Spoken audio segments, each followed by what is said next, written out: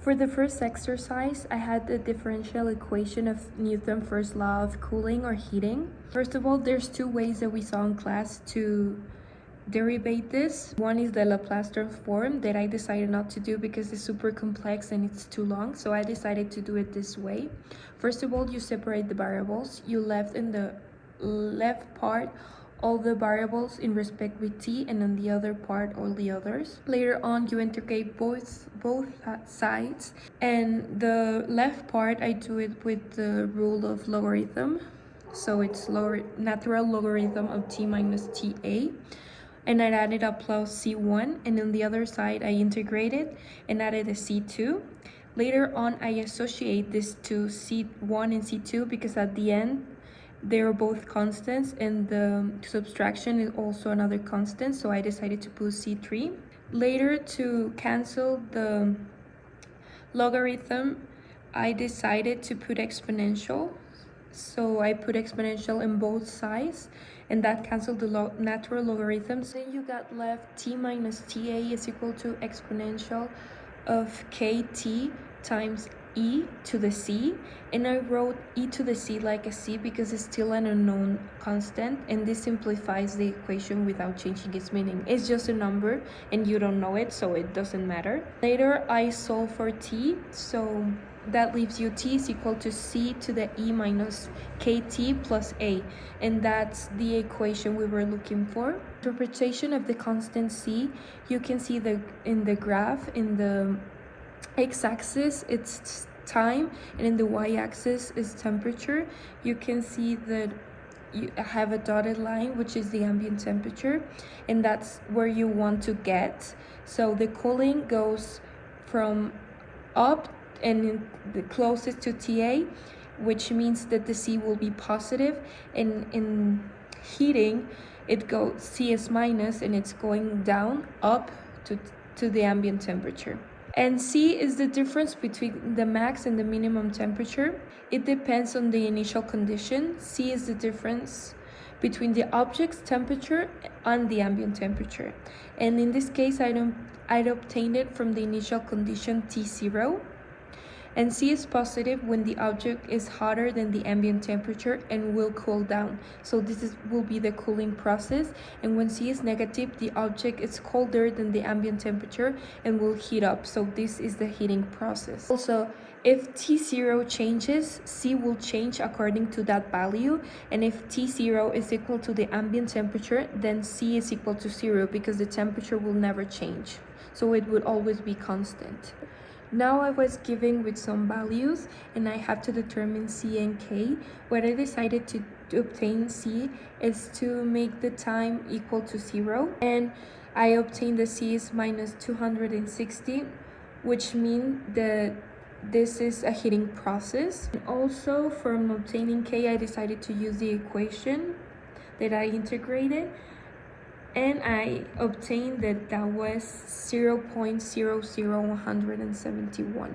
So for this specific case, I made an equation that was only by evaluating the C and the K that I obtained. So I got that, and it describes how the temperature of the object changes as a function of time while it's inside the oven.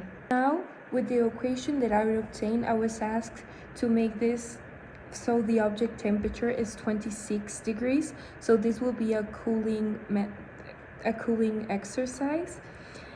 And so I evaluated and have the 26 is equal to 260 exponential of minus 0.00171 T plus 25. The 25 is the ambient temperature in this case.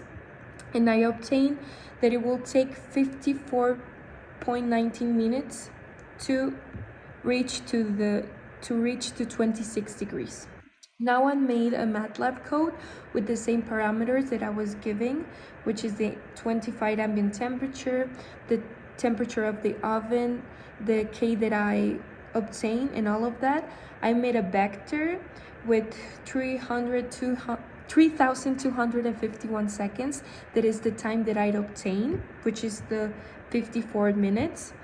And then I made the equations, which is the same equation that I used or the one that I integrated, and I only made the procedure necessary to graph this, which is the figure, plot, hold on, and all that stuff. Now I made the same but with the Euler's method. The parameters are the same, the vector is the same, but now I just used the Euler's method with the differential of time of 0.1, which this makes it more precise. And I use the same equations, and this will be evaluating like in small steps, but at the end of the day, when I compare them, they are exactly the same. In this case, I will recommend to use the analytical solution because it's more exact, and Euler is it's approximated. So in this case, that you have a result, you can use the analytical one. For the second part, the objective is to get a graph. So first of all, I got the heat transfer equation. I decided to cancel some of the units to get joules, and later on I obtained that another equation, which is heat transfer rate, which is power is equal to the differential of quantity of heat over the differential of time. I solve it for the differential of quantity, and that I substitute. So I need to derive the transfer heat equation. So what I did is to put the differential of quantity of heat is equal to the mass times C to the differential of T. Then I substitute the power times dt, and later on the relationship between heat and temperature is P dt is equal to mc dt. Later on I separate the variables, and you obtain a first order differential equation, and then I integrated both sides, and P over mc is the slope. So I integrated and I obtained an equation. The initial temperature of water when T0 is equal to C is equal to the initial temperature. So I only substitute those and I obtain the formula of temperature is equal to power over mass times C times T plus the initial temperature. Later on, I made a MATLAB code with the experiment that we made in class, which was the heating water.